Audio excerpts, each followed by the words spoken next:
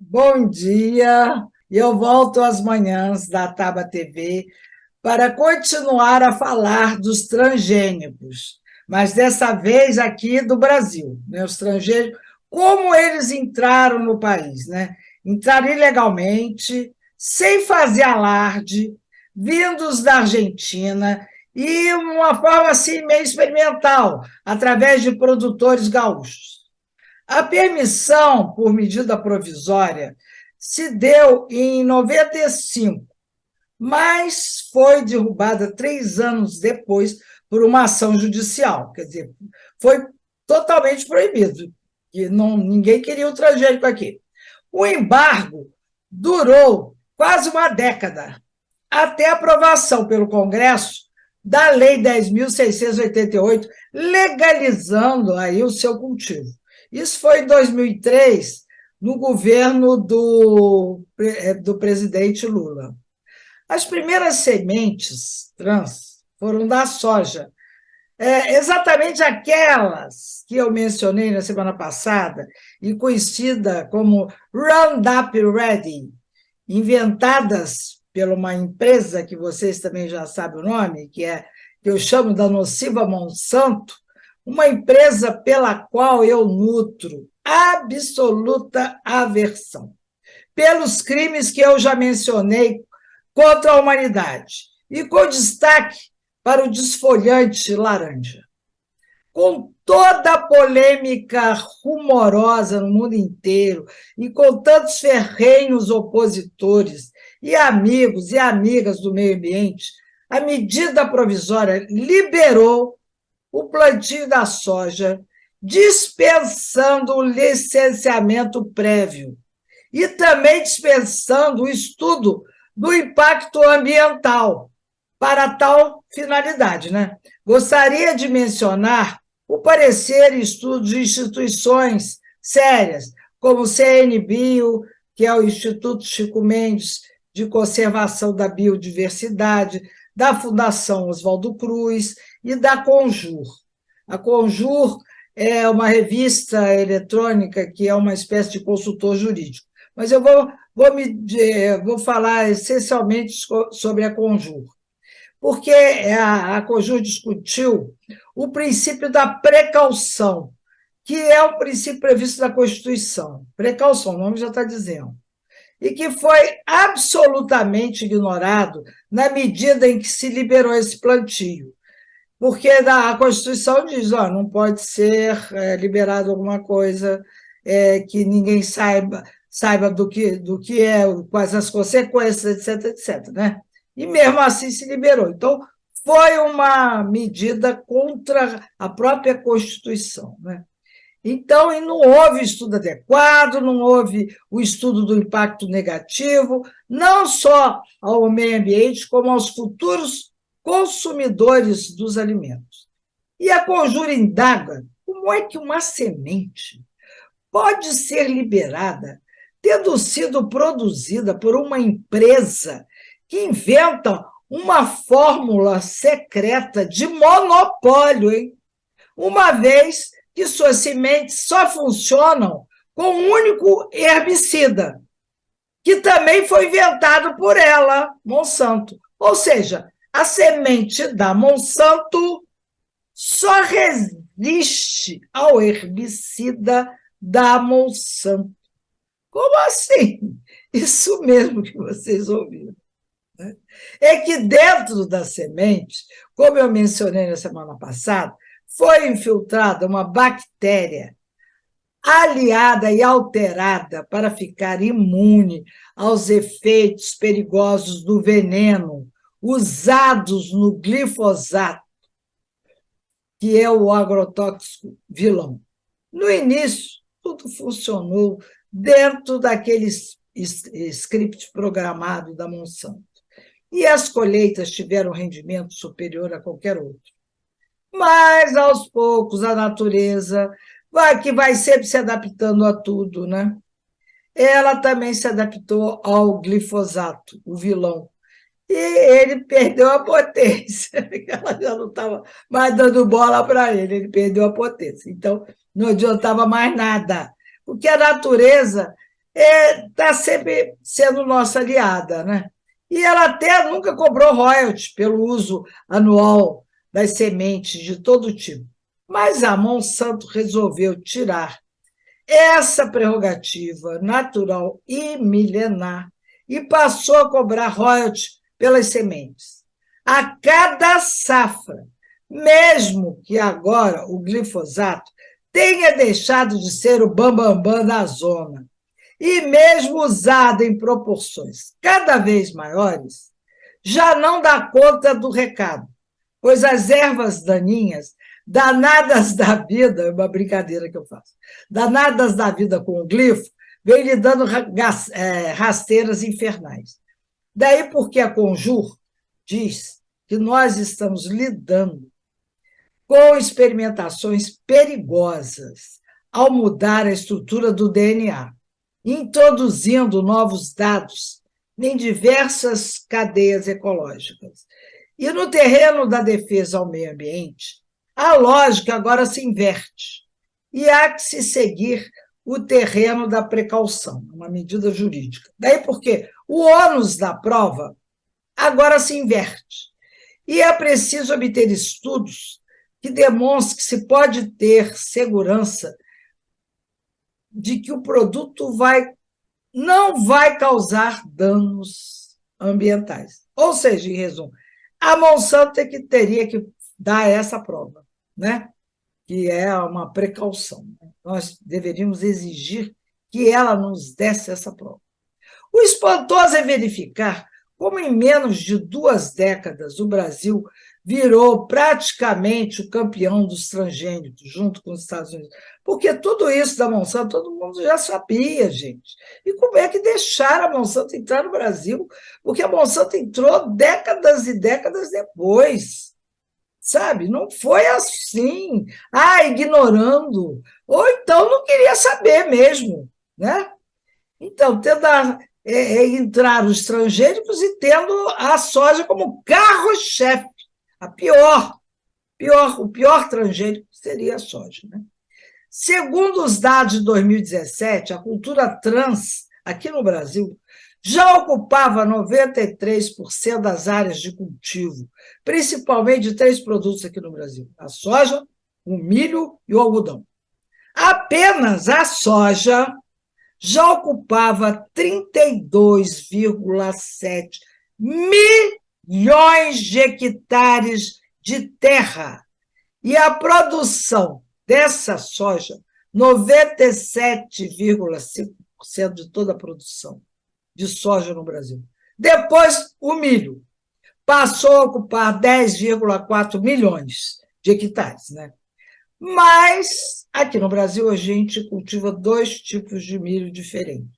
Então, somando um com o outro, todos os 2 transgênicos, né? Dá um total de 15,7% de milho transgênico, com uma produção de 91,8%. E o algodão, ocupando uma área menor, passou a ocupar 789 mil hectares, não milhões de hectares, com 78,3% da produção.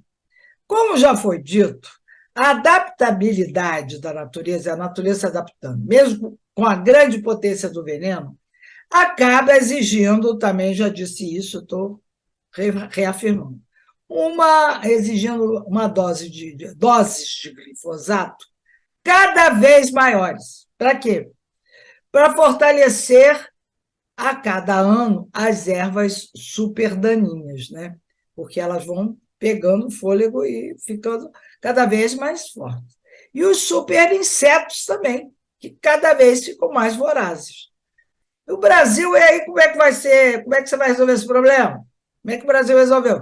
Em 2017, o Brasil usou 500 mil toneladas de agrotóxico.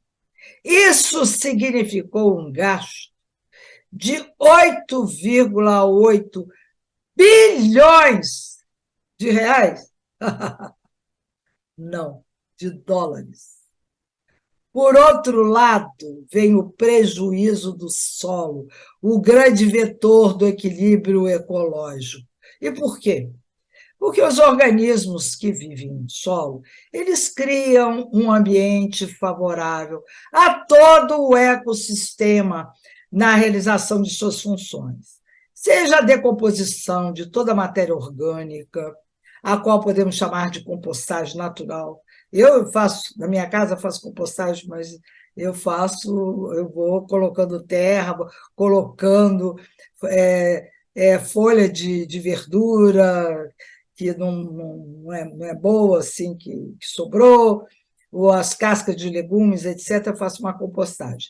Mas, com a ajuda de bactérias, né, e a reciclagem, ou a ciclagem de nutrientes com a energia, com a fixação do nitrogênio atmosférico ao solo, a produção de compostos que agregam também ao solo, e a contribuição biológica e natural para eliminar pragas e doenças. O próprio ambiente tem também, dá essa contribuição.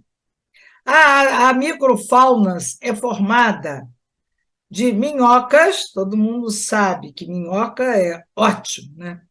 Cupins e formiga nem tanto, mas até eles fazem parte dessa microfauna e que tem uma função também. E os aracnídeos. Tudo isso atua na decomposição da matéria orgânica e desse micromovimento do solo. Na semana passada, eu tinha até falado da bactéria contaminada, achada num aterro sanitário, quando fizeram a soja, né? Foi o primeiro produto transgênico que eles fizeram, foi a soja, e precisaram de uma bactéria contaminada achada no aterro sanitário. Naquele momento, eu não quis misturar as estações, né? Muita coisa eu não queria misturar, eu não quis. Mas hoje eu não posso perder a oportunidade de falar um pouco sobre as bactérias, porque é um dos livros mais bonitos que eu já li na vida, né? Que exatamente tem esse nome, O que é Vida, de uma bióloga, Lynn Margulis, eu achei sensacional. E ela, no livro, resgata a importância das bactérias como principais protagonistas para forjar a biosfera terrestre, para que ela fosse compatível com o surgimento da vida. Olha só, durante 2 bilhões de anos, as bactérias, trabalharam sozinhas, incansáveis, de forma frenética, se articulando com os gases, os minerais. Para quê? Para criar uma situação favorável à vida no planeta. Foram elas que inventaram milhares de biotecnologias. Na verdade, a maior parte daquelas conhecidas até hoje, ao cooperarem trocando informações genéticas junto com os micro-organismos e começaram a regular as condições de vida em todo o planeta. Então, essa alta biotecnologia, né, levou-nos ao desenvolvimento da fermentação, da fotossíntese, da respiração do oxigênio, da remoção do nitrogênio gasoso no ar. E nos estágios seguintes dessa evolução, os micro-organismos formaram alianças e coevoluíram com as plantas e com os animais. Ainda nem existiu homem na superfície da Terra. E hoje, nosso meio ambiente está tão entrelaçado com as bactérias, sendo quase impossível, e não pode dizer, onde acaba o mundo inanimado e onde começa a vida. Acontece que nós sempre associamos as bactérias com doença, né? Tem gente que morre de medo de tudo que vem do solo, da natureza. Ai, se botar a mão no solo, vai ter que lavar a mão correndo, não sei o que lá. E, no entanto, a bactéria, porque o solo, tudo tem bactéria, né? O símbolo, mas a bactéria não é só doença, ela é símbolo de vida, uma vez que a sua atuação é vital para a nossa sobrevivência e também da sobrevivência das plantas e dos animais. Isso muita gente não tem essa noção. Eu tenho que ter essa noção, sabe? Inclusive, a gente tem que ter higiene, sim, mas não pode, por exemplo, uma criança, ela pode ir para o chão, ela pode engatinhar no chão. Tem gente que não deixa, que acha, ai, não, ela vai ficar contaminada com doença. Não pode ser assim também. Evidente que no momento de uma pandemia a gente até pode, sabe, ter precauções redobradas, mas fora isso, da gigantesca população de bactérias da Terra, apenas um pequeno número delas é que é capaz de gerar doenças em organismo humano. Mas mesmo essas pode ser destruída pelos nossos mecanismos do nosso sistema imunológico. A gente não pode se esquecer disso. E para a gente desenvolver o sistema imunológico, a gente tem que estar, sabe, envolvido com essas questões. Aliás, elas convivem aos milhares dentro do nosso organismo. E a gente se esquece disso também, né? E por fantástico que seja, são responsáveis do funcionamento de vários órgãos nossos, do nosso corpo, e na sintetização de vitaminas, como a vitamina K, a vitamina B, a vitamina B12, essa sintetização se dá no intestino. Olha só, 10% do nosso peso corporal seco consiste de bactérias. E de algumas bactérias nós não podemos prescindir. Vocês sabiam que a nossa boca tem mais bactérias do que a população de Tóquio? Parece até brincadeira, né? Então, a Margulis diz que o nosso medo de bactéria é, de certo modo, um medo da vida, medo de nós, num estágio anterior à evolução. Mas elas estão aí ainda até hoje para preservar o solo e purificar as águas. E elas têm outras atuações, né? Por exemplo, produz vinagres, ácido lático, a partir do açúcar, do leite, metabolizam o açúcar das uvas, dos cereais, e até formam álcool do vinho, do uísque, da cachaça. Também trabalham com metais, como ferro, manganês, transformam o íon de sulfato ou glóbulos de enxofre em água salgada, em gás de sulfeto de hidrogênio, e elas têm sido e serão sempre os atores mais importantes na manutenção da biosfera. E seu imperativo de sobrevivência levou-os a inventar todos os tipos de transformação metabólica do planeta. Parece que eu estou dando uma aula de biologia, mas é isso, porque a gente tem que ter essa noção do que é vida, né? Como a Lynn Margulis nos propõe. O que é vida, né? A gente tem que conhecer um pouco mais, porque a gente tem a nossa vida e vivemos num ambiente que é orgânico, a Terra é um ambiente orgânico.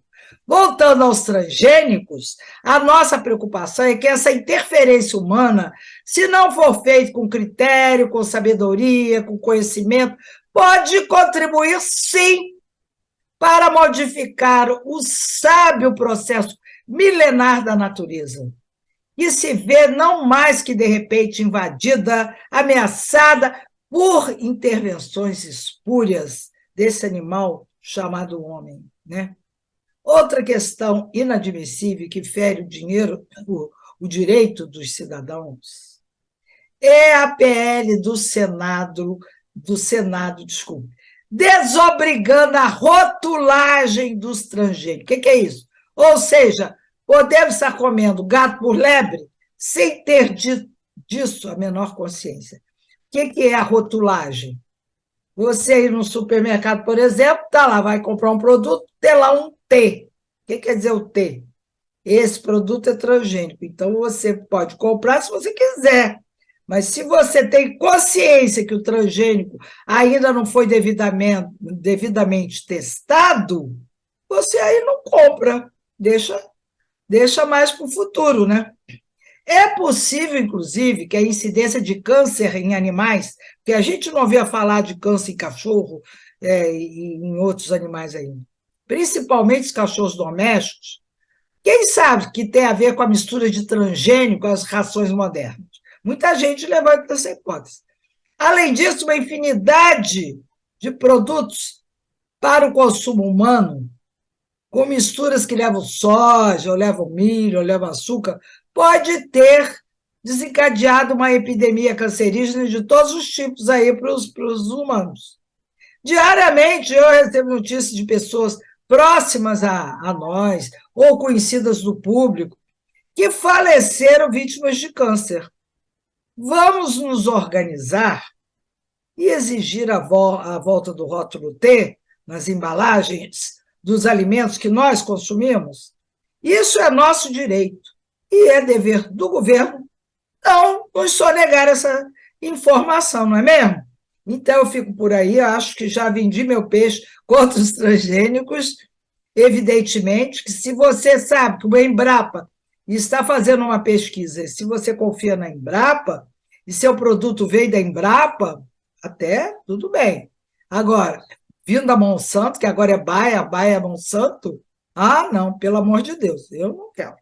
Eu não quero consumir transgênico. Então, eu fico por aí, volto na próxima semana, agradeço e preste atenção nisso que eu falei, porque isso é vida. E transgênico não pode ser morte. Tá legal? Muito obrigada.